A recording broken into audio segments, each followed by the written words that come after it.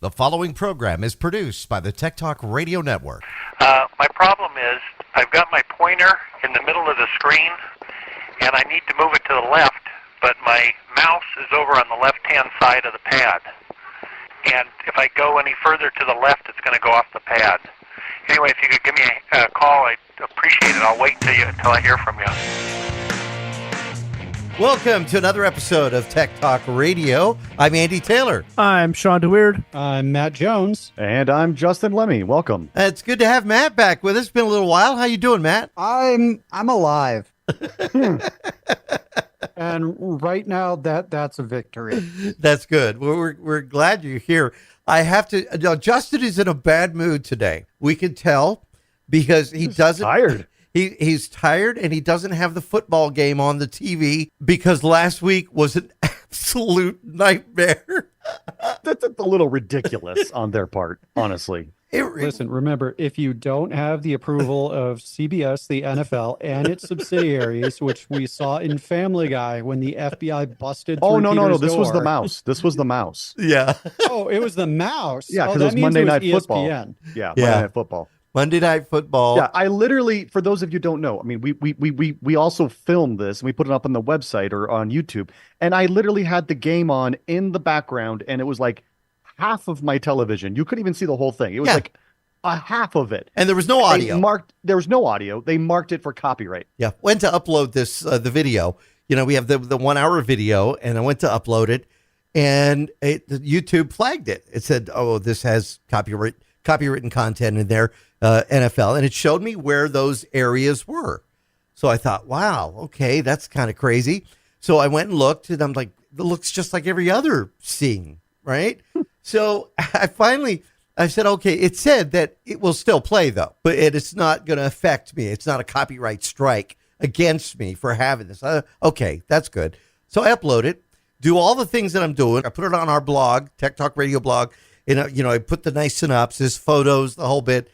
And then I go to share it, and I pull up the blog, and the blog says, video disabled due to copyright claim by NFL. I'm like, what? That's ridiculous. The only way you could watch it was to click through on YouTube. And people aren't going to watch that. I want to make it easy for people. And we were laughing about it because, remember at the end of last week's show, Shawn, did we not all kind of joke around that, hey, I wonder if we're going to get flagged for that? 100%. We were just like, oh, I wonder if we're going to get flagged for that little bit of the NFL you can see in the background, right? And I'm curious if it was because Justin didn't even have the audio up at all, did you? Nothing. No, not at all. Of course not. No, but I mean, I find this ridiculous because people will actually get away with live streaming like UFC fights or whatever on Twitch, and all they've got to do is sit there and with a controller in their hand like they're a streamer and pretend to be playing the game. And, Are you and then kidding they don't me? get flagged. Really? Yeah, and then they're like, no, it's not even a seriously, game. they do. Yeah, seriously. They're not even playing. It's an actual real thing. It's the real UFC or the real NFL, and all they have to do is sit there in the corner with a controller in their hand, and it confuses the algorithm to think, oh no, they're just playing a game. It is the way I have watched like the last 3 title fights is I just go on Twitch and search UFC, and there's some dude with a controller sitting there, and he like, I know some people play games weird. Like I know you got the guys who have like the controller like tucked under their chin, and Right. that doesn't make sense to me. That's uncomfortable. But the guy will sit there with his controller like sat on his chest to make sure it's in view. And if you watch, his fingers never move. Not once, but he's like, yep, definitely playing UFC Fight Night, not watching the title fight at all. And I'm like, well, I appreciate your efforts because now I can watch it and not have to pay money or go to Buffalo Wild Wings. Mm-hmm. Well, I ended up having to go into the blog, deleting that post. I deleted everything, YouTube, the blog post. I thought I want it to be clean. I want our listeners, their viewers, followers to be able to check the video out. So I thought, okay, I'll go in, and I had numbers there where content was flagged. And I went to those numbers, and I took a little pastel screen, and I just kind of blurred everything right where the TV was. And I did it in both those sections. Then I took it, I saved it, I re-encoded the video, uploaded the video, and it got flagged for another section somewhere in the video. And I thought, it's going to flag me throughout the entire video. So what I ended up doing is I ended up finding a shot like we have right now, where it's just the black TV, and I went ahead and I cropped it. I went into Photoshop, did a special cropping on it, and then popped that into the video with Justin. And it was tedious because I had to watch the video. There's a couple shots where there's like a little bright flash. You could tell something was there, but that kind of got fixed because we were talking a whole hour of this. And every time Justin talked, I had to go in and fix it. But it ended up looking pretty good. I got to say, I'm patting myself on the back there. Oh, it's a good job, but I mean, it's absolutely ridiculous. I mean, I'm going to be honestly, I would not be surprised if we don't get flagged today for Shawn's Mountain Dew can sitting in frame. Uh-oh, where is that, Shawn? We got to see your Mountain Dew Voodoo. Yep. I'm gonna make a big screen. Yep. Now we're gonna get flagged. It's their zero sugar. So every year Mountain Dew puts out this Halloween flavor, and it's a mystery flavor, and they kind of they try to get you to guess, and you can potentially win something. This one is definitely tastes exactly like Smarties. Oh my gosh! All right, it is so good. So if you watch the video and that can is suddenly changed to something else, you know we got flagged. Well, or it could be the MacBook box in the back of Matt's shot there. I mean, that could get flagged. Matter of fact, that's marketing. Yeah. Matter of fact, Shawn, I know we were kind of eyeballing his MacBook, your new MacBook. Now, when did you get this? About 9 hours ago. So have you even taken it out of the box yet? I spent 9 hours setting up this. Okay, so backstory of why I bought the Mac. Because listeners who've listened to us before in any segment I'm on know I'm not an Apple fanboy. For those who don't know, with my background in cybersecurity, I got laid off in July, at the very end of July. And jump back into the utter dumpster fire that is the job market. Mm-hmm. And in the 2 years I've been at my current company, IT changes really fast, but in the last 2 years, it changed in ways that my company did not adopt. So I have no background in them. And I looked at all the courses I'm going to be taking over the next 3 months to try and be employable again. And looked, and the best computer for all of those courses combined was a new Mac. So I went to Best Buy today. My wife and I talked about it, and I bought a new 14-inch M3 Pro chipset MacBook Pro. Nice. And the main reason I went with Mac is I'm going to be doing a lot of Linux work. In some specific, so Linux comes in what are called distros or flavors, distributions, and I'm going to be trying to get certified in one that's specifically built for penetration testing called Kali Linux. And the MacBook Pro was really highly rated for it, whether running it as a native VM for dual booting or running it as a virtual machine, which is what I decided to do. But I almost called an audible the moment I walked in. I was like, I'm going to get the Mac. Everybody was busy, so I just kind of did a loop of all the laptops, and I saw this new Lenovo Yoga 9. And it's the first laptop I've seen where the keyboard is like outside of the Microsoft Surface, where it's a wireless keyboard comes with it, and it's actually two screens. Built like this. Yeah. It folds together. And I was like, I'm also going to do coding classes, and that would be really nice. Promptly jumped on one of the computers and was like, loading Linux onto this machine. And everyone was like, don't. There's your solution. Get a Mac. And I was like, well, hell, all right. Guess I'm going to get the Mac. But with that, the other one that I wanted to bring to your guys' attention, they have finally released an augmented reality laptop. Oh, you're kidding me. It does not come with a screen at all. There is no screen with this thing. It looks like the bottom half of a MacBook Pro and a set of augmented reality glasses. That's your screen. Wow. Looks pretty cool. And they're hardwired into it. So instead of like, oh, I bought a 14-inch screen, you have glasses that can be a 14-foot screen if you so decide.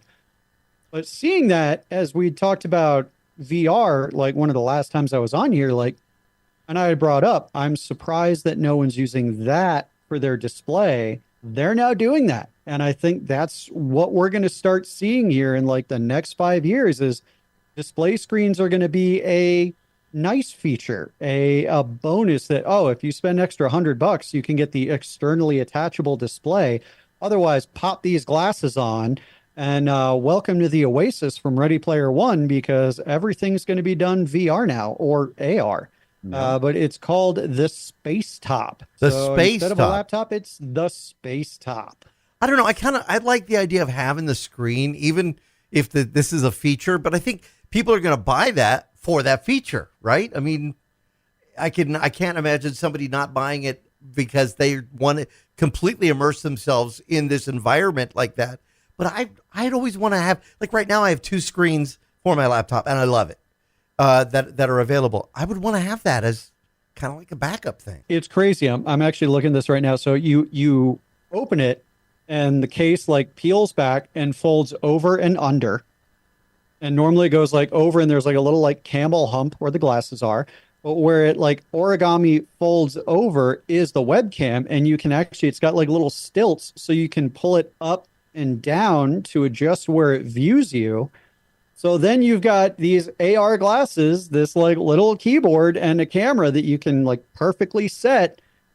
And there you go. I'm kind of wondering though, Apple, Shawn, how much was the price on the VR from Apple? $3,500. Yeah, it's ridiculous. $3,500. So I'm wondering, is the pricing on something like this, Matt, going to be similar to that? Would you spend that much money on something like that? Because I know, Shawn, you said you wouldn't spend $3,500 on the Apple Vision. Absolutely not. Absolutely The not. MSRP for the Sightful Spacetop G1, a screenless laptop that uses augmented reality to create a virtual display, has a manufacturer's suggested retail price of $1,900.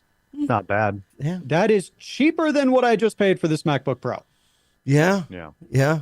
My son sent me specs for an MSI gaming laptop that he's looking at, and I saw MSI. He said, I've never heard of them. Are they any good? And I'm like, oh yeah, MSI's good. Yeah, you'll be fine with that. But it was $2,100, but it had a 4070 in it. And I'm thinking, do you really need that? Do you really need that? I mean, I got my Asus, the one that I use for work. My Asus ROG laptop. It's a 17-inch screen. What is it? 3070 Ti graphics card. It's i9 processor, 64 gigs of RAM. I want to say that was $1,900 total, and that thing can run circles around anything else. That's but honestly, I don't think I would buy this AR one. I mean, it's not because of the specs or what it can do. I think it's just gonna. I think people would it would look too weird, and people would just be staring at you and asking questions, and you would never be able to get anything done because it's so new that nobody's ever seen something like that. And I just don't. I wouldn't want it. I wouldn't want it because I wouldn't want to be sitting there constantly taking out my glasses, going, "Yeah, it's an AR laptop. Leave me alone, please." Can you imagine being like on a public bus or even an airplane on a flight, and you whip out the glasses, you put them on, you get the laptop in your lap. People could be wondering, what the heck is he doing? Yeah. So one of the guys that I play Dungeons and Dragons with does have the AR glasses, and he connects them to his MacBook and does the dual displays in his glasses and just chills in his room. You And mean the has Apple Vision Pro? No, they're glasses that connect via a connection to his laptop that can act as external displays for a MacBook.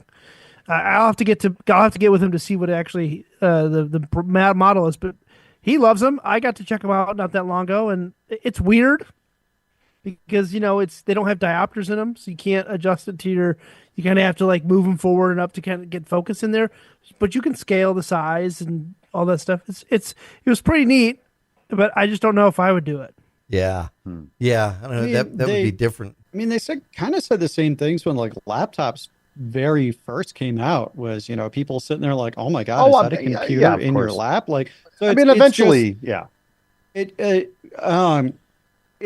the CEO of Nvidia actually came out, I think it was yesterday, and said we are at the forefront of a brand new industrial revolution. And I was chatting about this with Lee the other day, and I was like, the original industrial revolution was, obviously manufacturing, hard labor, like things that, normally you'd have people their hands on.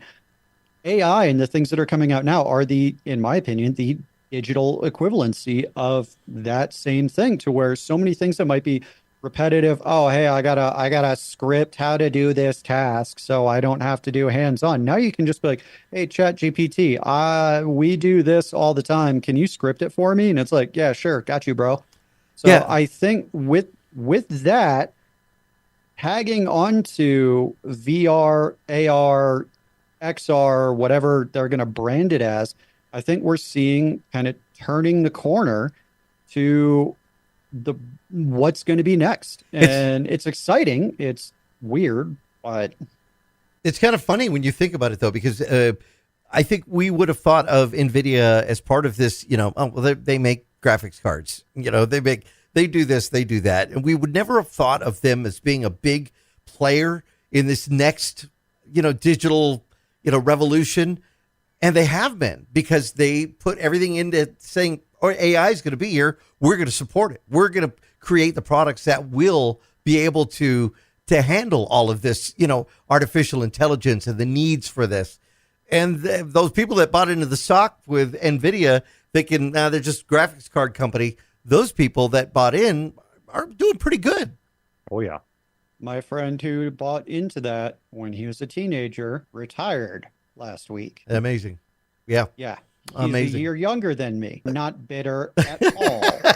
Now, Shawn, you had a story that you sent us this week. Have we confirmed this, that there's kind of a run going on for Intel now? So it popped up in the trades that Qualcomm had approached Intel to do a friendly takeover. That just means basically that Qualcomm would buy out all of the stock from the board members at Intel, and then basically shift priorities into Qualcomm. That I saw that article yesterday. Today, I just read that Qualcomm US just laid off a bunch of people.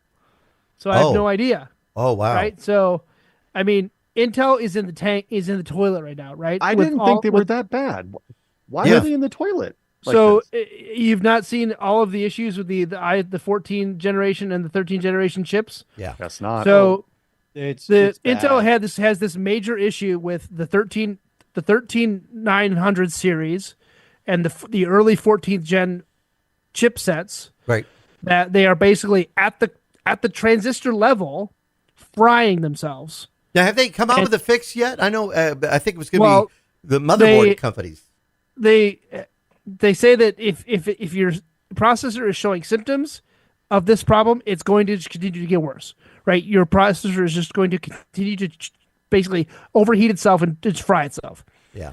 So then it's just like, well, just RMA it. Well, they've basically run out of stock. They can't give people what they bought. So they're either giving you a newer processor that has the same problem, an older processor that doesn't have the problem, or they're just refunding you and saying good luck. Oh, wow. So it has been. So whose fault was this? An engineer? The designers?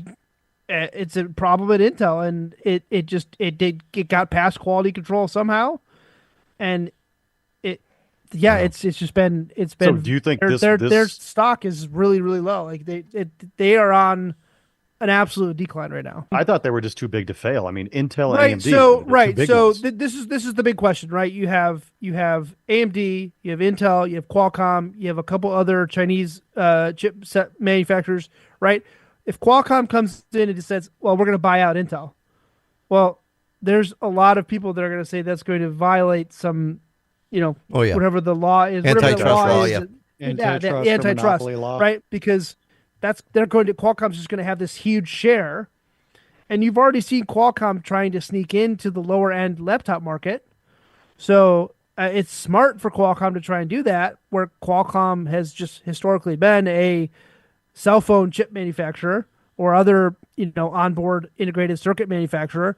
So it'll be interesting to see, but I can't see why it doesn't make sense that companies aren't trying to buy Intel. And if somebody could absorb them and rebrand it or spin it around into whatever, I don't see how that couldn't benefit some company that has enough money to spend on it. You guys remember it would have been the 90s when there was a Pentium issue.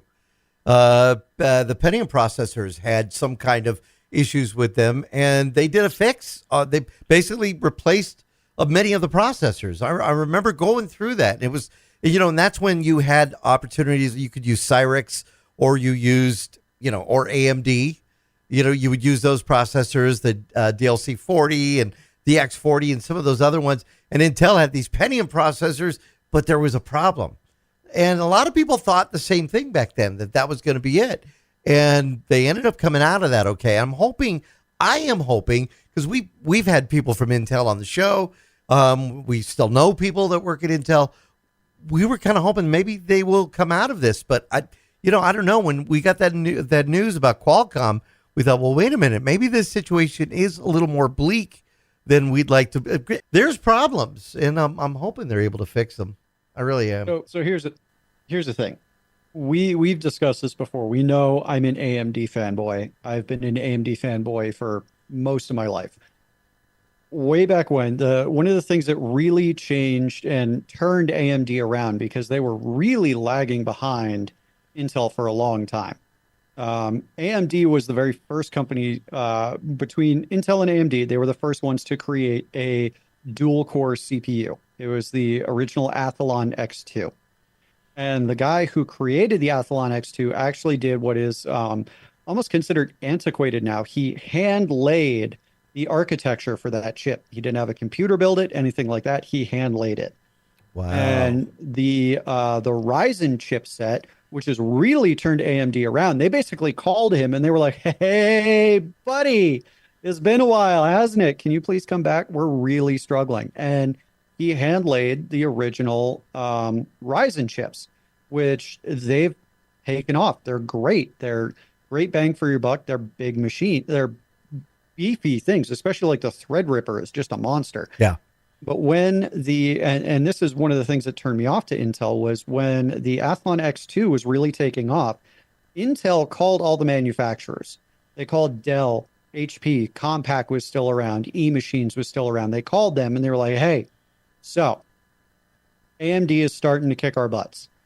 So they did kind of like a quiet backroom deal. They were like, if you do our chipset instead of AMD for your pre-built systems, we're going to cut a pretty penny off the cost of your wholesale purchase.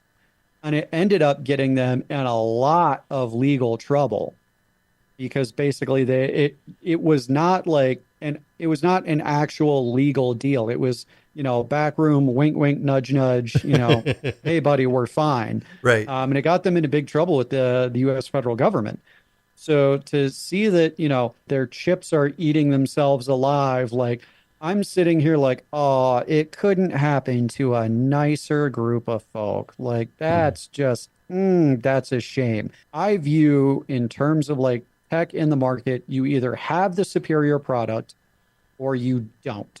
Right. And they haven't for a while. Well, I don't know. I've built systems with the 13.9, and I was waiting for a fix from Asus for the motherboard that was in there that was going to supposedly be some kind of a patch to deal with this, and I haven't seen it yet. I was supposed to get emailed once it was available, and that was a great machine.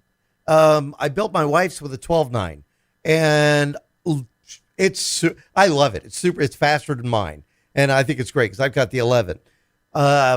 They've made good processors, but I think it's kind of like how I've been an Apple guy for so long on my smartphone. Going to Android was a little scary. It's still been a little hesitant. I'm still counting the days down till I can, return it, or I'm buying into it and I'm keeping it going full force. And every day I find another reason to keep it and to keep going with the Android. I think the Intel users going to AMD, it's been the same thing. They're a little timid about that. I've been using Intel for so long. Why would I want to try? But AMD has really been putting out a great product. The Ryzen 9, amazing. People have said so many good things about it.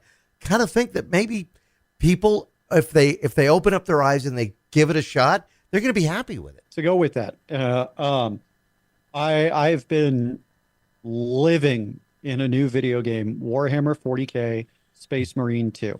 Right. I have been existing in this game, playing the story of Lieutenant Dominus Titus, and that is my happy place right now. This is one of the games where the AI aspect of the game is crucial, because you're fighting against an enemy that they're called Terminids. If you've played StarCraft, they're the Zerg. Right. And it's a first-person shooter, so you have this massive swarm of bad guys coming at you.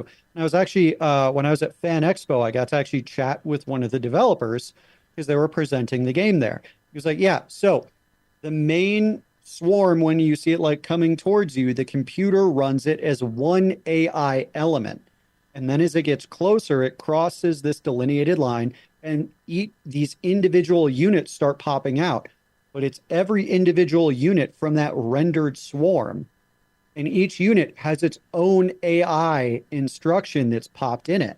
So I'm playing with my buddy who's got, I want to say it's about a 10 or 11-year-old AMD processor. And he was like, my GPU is like 5 years old and it's fine.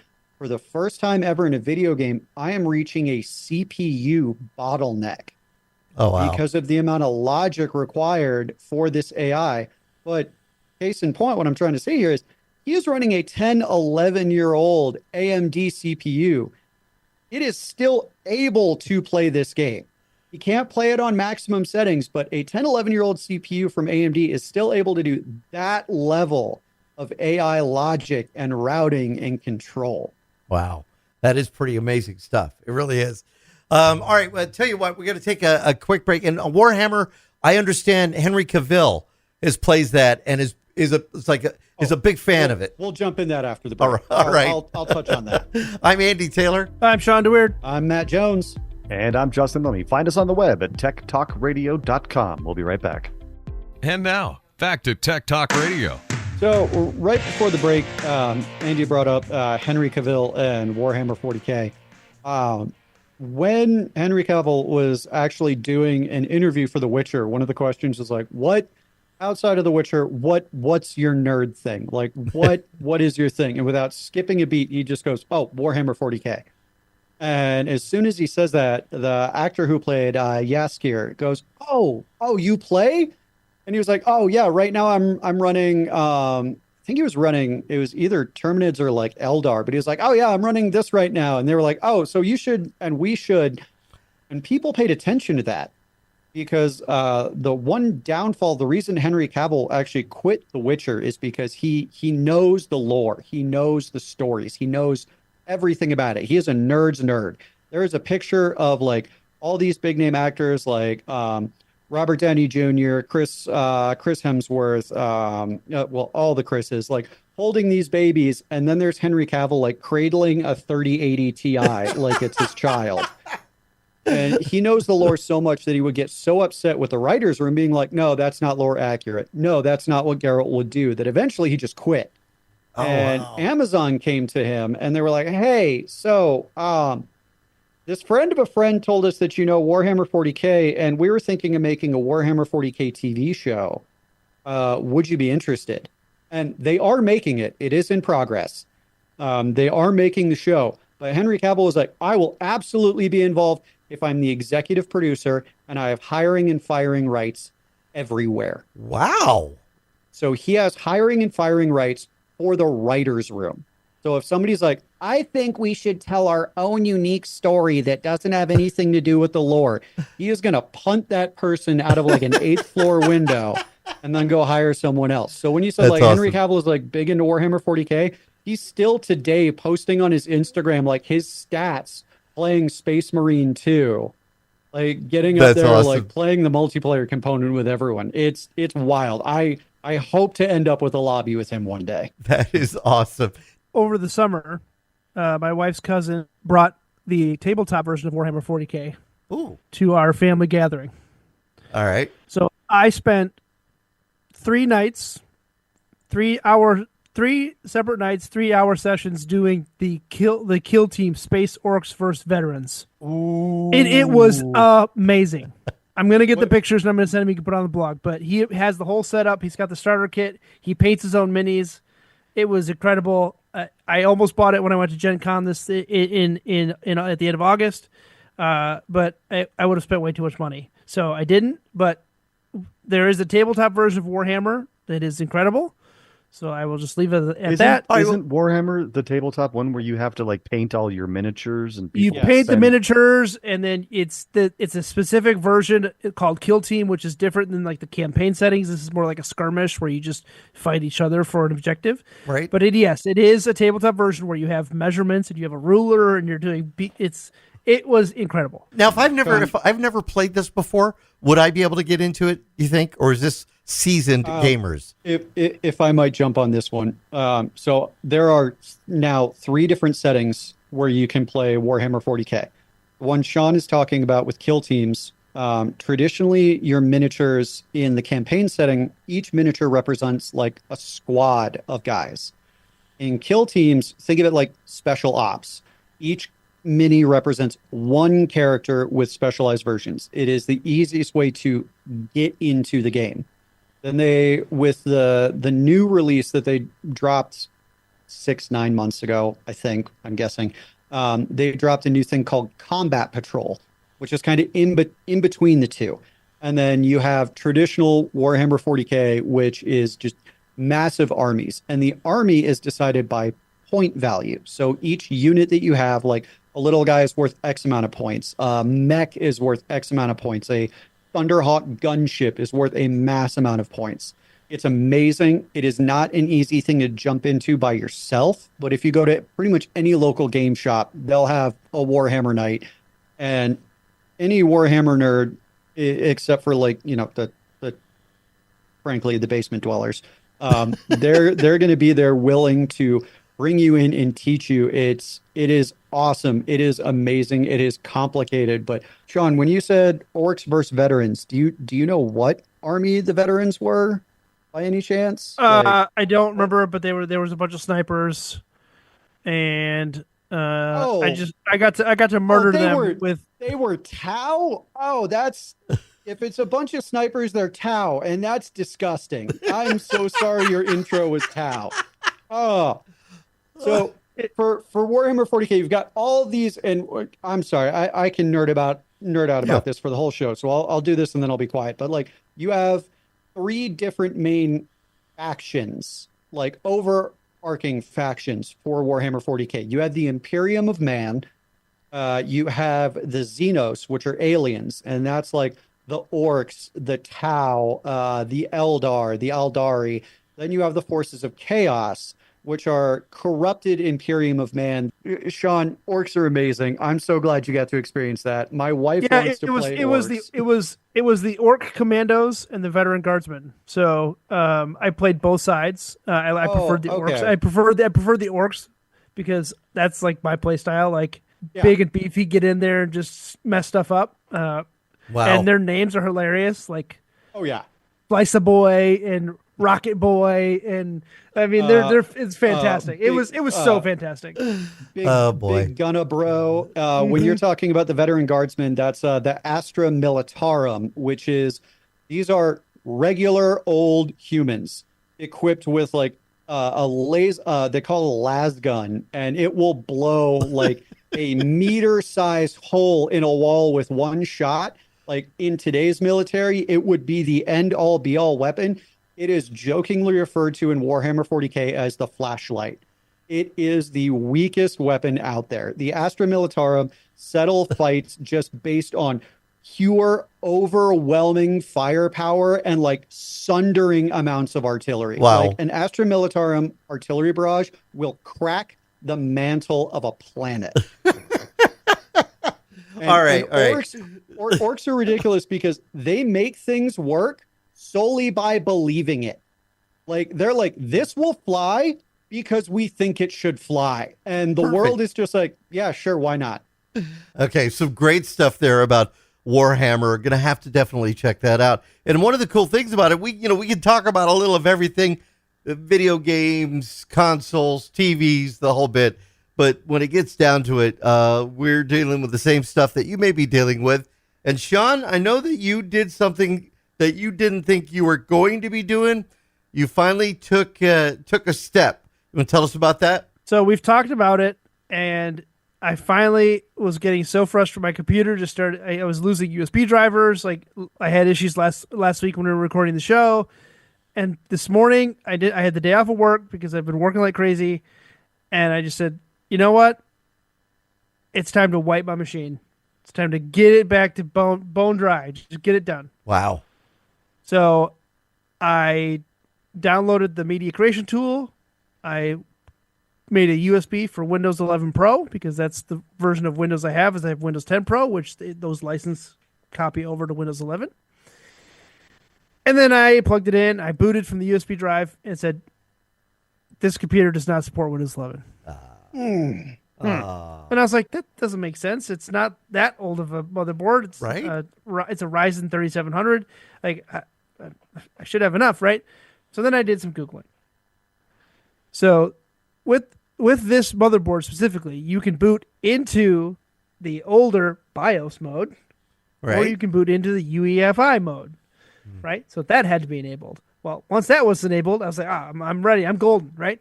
No, still said not supported. So then I had to go in I had to go in and I had to Google. You guys know my Google Foo is really good, right? Oh yeah, yeah. It took me a few hours to find the right article to find the one buried setting, and I don't even remember what it is right now. I have a screenshot of it on my phone because I was just searching for it, and it was a weird FTPM setting on this. I have an Asus Gigabyte Asus Elite Wi-Fi motherboard. I think it's PTT, is it, or something like that? I don't know, but I found it, and once I turned that on, I had zero issues getting it in there. Then I spent the majority of the day just getting Windows 11.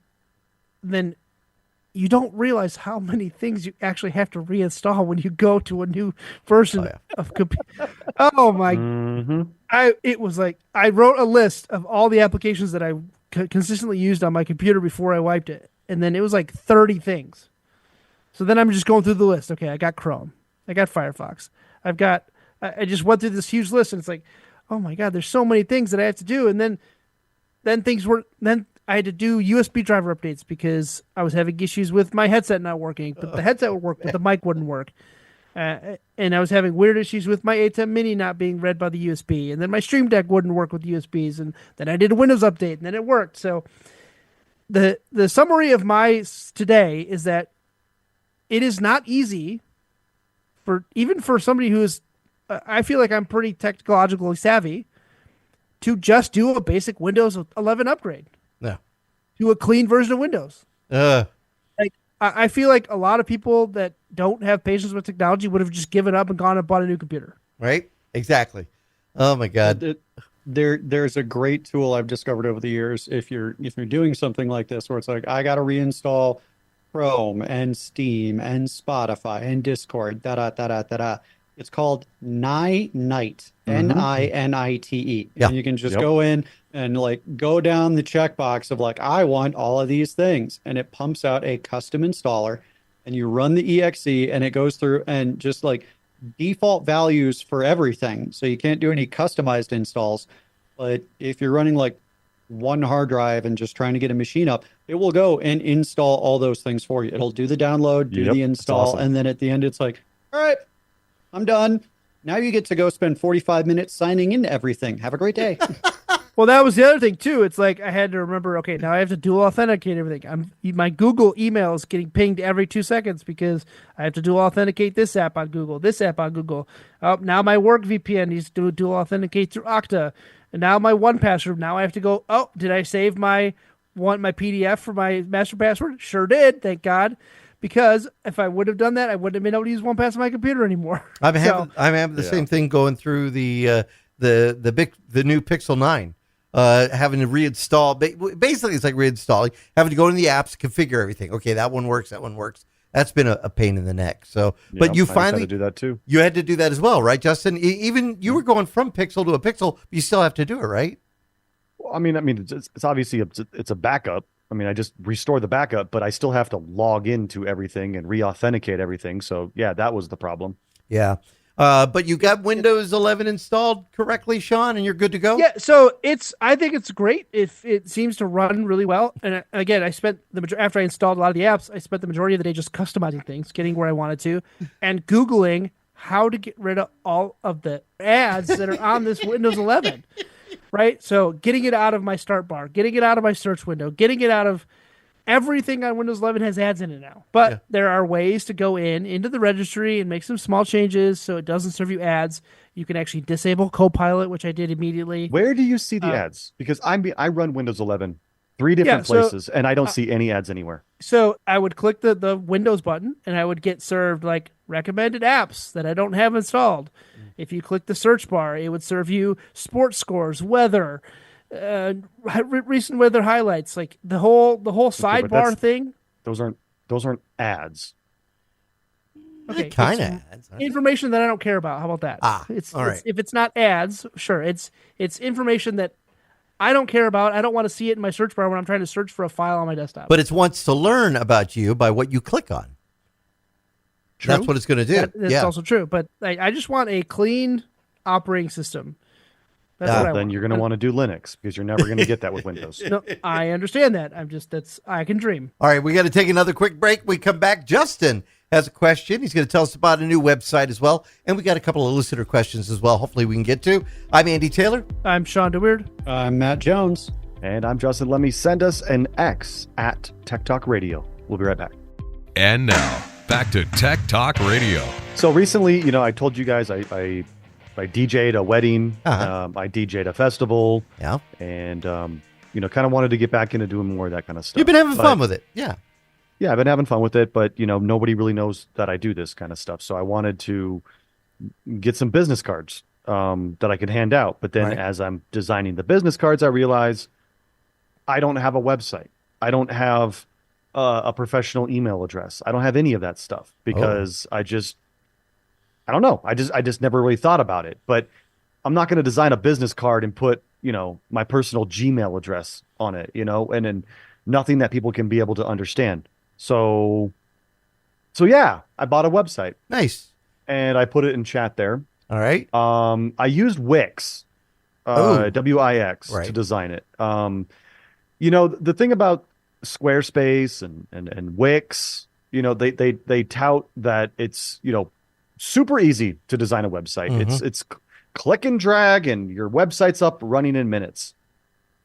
It's not true. Well, It's not true. yeah. There is so much that goes into building a website. Yeah, granted, I don't have to do any of the code, Right. but all of every single page, you gotta talk about all the different elements that you want to put in there. There's, click to learn more. Well, where does this learn more take you? Well, you got to tell it where to take you. And then, you got to do all the SEO. You got to sign up for Google. You got to get your page, all your meta tags. Does it let you do Jetpack?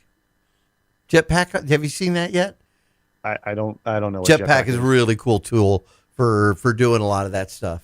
Yeah, no, I've never heard of that. Yeah. But I mean, take a look at my website. I put it in the chat there. But Right. I designed it real quick, put it up there. There's still a ton of work to do on it because it's not the way I like it. But at least now I have a website. I bought it for 3 years. I have the email. I have the domain. I have the website. So yeah, this should, hopefully help out a little bit. But again, my point being, this whole thing is, all these create a website in minutes. No, it's not true. Yeah, it does take a little more time than that, And honestly, Justin, there's been so many people that I know that have said, we don't need a website. We're going to do it on Facebook.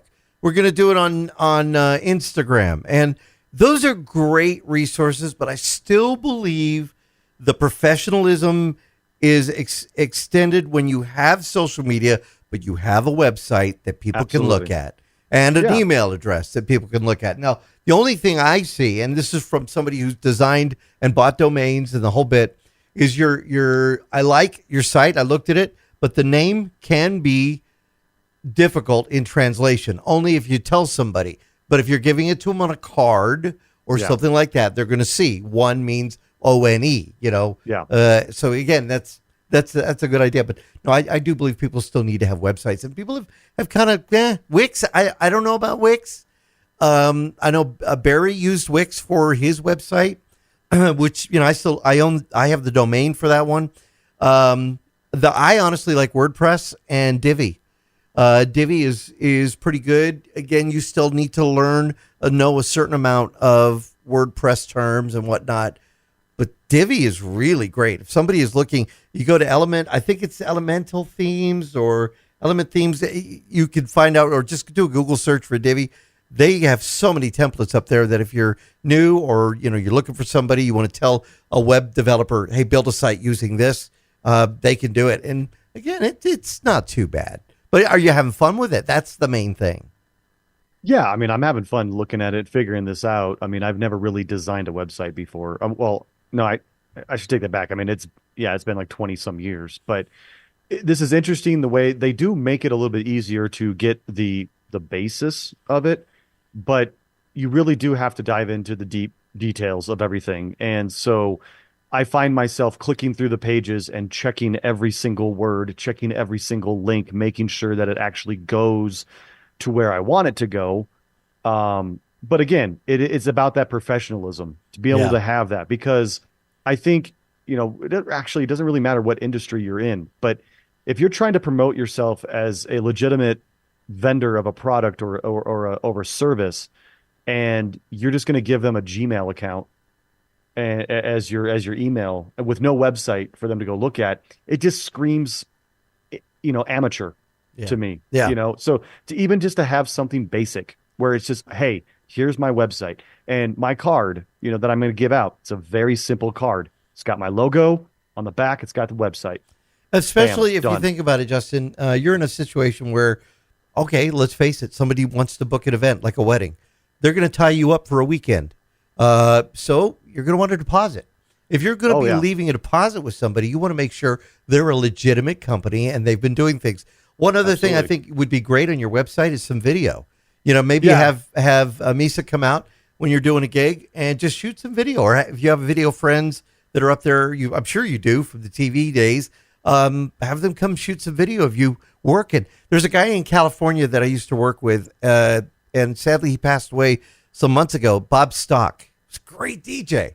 And it was funny because one of the girls I worked with at the station here in Tucson moved to San Diego. When her daughter got married, that's who they hired. She said, "Oh yeah, I know this guy who's DJing said he knows you and Barry and that whole bit." And it was like so cool. But Bob has put a bunch of videos of him not even DJing, just him standing there in a suit and the camera going around him, and you see that personality because that's what they want to hire. So that's another thing that great. I want to do. That's another thing I want to do too. Is I want to be able to I'm just thinking about even just doing like an interview with myself, where I want to tell people my side of the story when it comes to why you should hire me to do your wedding or your whatever event, because DJs are dime a dozen. Yeah. What makes me different? Yeah. What makes you stand out? That's I want to good. be able to put that video on my website and say, this is why you should hire me over blah, blah, blah. All right. Now, you had another issue too. This was actually a question about a problem you're running into or somebody else was running into. No, I'm running into it honestly at work. This is the third laptop. These are Dell laptops, relatively new. I mean, I think they're not like the most current gen. They're not brand new from Dell. We do usually buy these things from a refurbished website, but they're very legitimate. They've done great work for us all the time, and they're all running Windows 11 Pro. Okay. And the third laptop, all of a sudden, it's like Wi-Fi doesn't even exist on the laptop anymore. Like it doesn't exist. Like you click on the network settings where it brings up Bluetooth and accessibility, nightlight, all that stuff. Wi-Fi just not even there. Just nothing. Like it's just not even there. Have you gone into the BIOS to see if it's enabled? BIOS it's enabled, and you can see it in the device manager. You can see Wi-Fi. You can even go into the network connections, which is the old Windows network connections, which they make it almost impossible to find on Windows 11. But if you get there, you can see Wi-Fi disabled. When you try to enable it, it just disables itself again. And there's no reason. I don't understand anything. There's no errors. There's nothing going on. Wi-Fi used to work on the computer. It's got to be a Windows bug of some sort. We've Googled it. We can't find anything. Has the laptop been opened recently? For any reason? Like, taking the back off of it to access a battery replacement? Oh, no. Because the Wi-Fi cards in these laptops, sometimes they'll put it at the top of the bezel. Other times they'll put it, on the bottom. The antenna usually, it's two small little connectors. And sometimes those connectors can fall off. But see, the thing is it's listed in Device Manager. It's there. It shows it in Device Manager, okay, and it shows it in the network connections, but it says it's disabled. And you try to re-enable it, it just disables itself again. Have you And everything we Googled comes up with nothing. Like it's so weird. any thoughts on this one, Shawn or Matt? Because I mean, if it's in Device Manager, the only thought I could have is kind of where you were walking towards. Would be like maybe the card isn't, I got bumped or something, and it's not quite fully seated. It's seated just enough to be seen on Device Manager. But no, that is absolutely bizarre. But there's 3 laptops that have done this. ooh, So are these laptops? Do they have the M2 wireless chip, like the M2 wireless chips in them that are replaceable? That's a good question. I don't know. They're 'Cause they precision make- they models. make- They're yeah, higher end Dell laptops, the precision line. Because the newer laptops I've seen a trend in the newer laptops going with the M2 slot wireless cards instead of like the PCIe cards or the onboard cards. Yeah. onboard, just because they get better performance with Wi-Fi 6 and stuff like that too. Oh, that's an So wait, are idea. you saying that something got jostled loose on the motherboard? Could be. Yeah. Could be Yeah, as simple as that. they started making the change. The original M.2 slot was just for Storage. SSD and then eventually NVMe storage. And then they were like, wait a minute, the throughput on these ports is ridiculous. Why don't we start using it for other things? Kind of, the way USB happened way back in the day. Yeah. So, but that truly is bizarre. And the fact, if it's one, okay, somebody dropped it and didn't say anything or something like that. But if it's 3, 4 laptops, that's it feels like a Windows issue, and they're all Dell. They're all Dell laptops. It's funny. I opened up a tower system once, and they had M2. They were using it for the drives. They couldn't find the screw, so they couldn't tighten it down. So it was in, but it was kind of like like it was ready to catapult. So we ran into this Get when the we built duct we ran into this issue when we built my nephew's computer and then one of my friend's computers.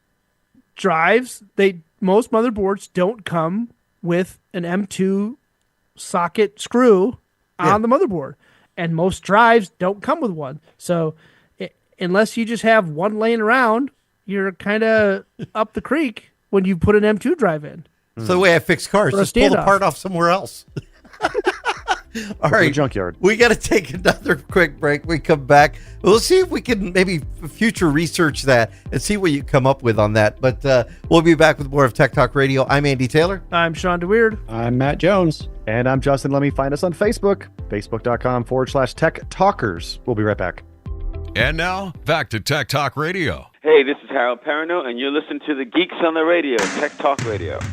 So in an earlier segment, we talked about me putting Windows 11 on my computer and reinstalling all the apps and programs that I had. And thanks to Matt for mentioning Ninite, N-I-N-I-T-E, I was able to download and install Audacity, Dropbox, Evernote, FileZilla, GIMP, Google Drive, Handbrake, Malwarebytes, Note++, OpenOffice, RealVNC, Steam, VLC, Winamp, WinSCP, and 7-Zip. Somebody's got a good internet connection. And I just hit download. It downloaded them all and installed them all in a matter. I mean, I did it during the show. I did it between when I mentioned it in the show and now. And it installed, and I'm now configuring my Malwarebytes. And it was awesome. Like, it just worked. The It's question incredible. that listeners would ask us right now, is it safe? It's like that scene in Marathon Man. Is it safe?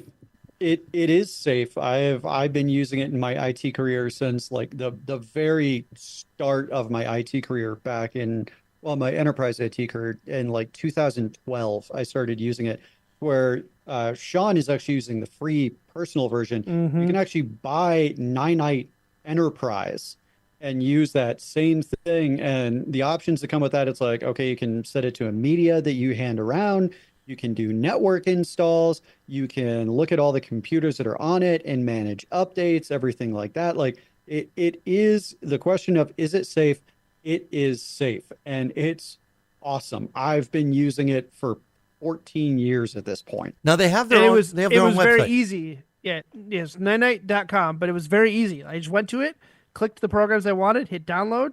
It gave me a download file. I clicked on it, and it said installing, and it just went through the list. So it just bulks installs them, and then it tells you when you're done. I mean, it took a matter of less than 10 minutes. It's awesome.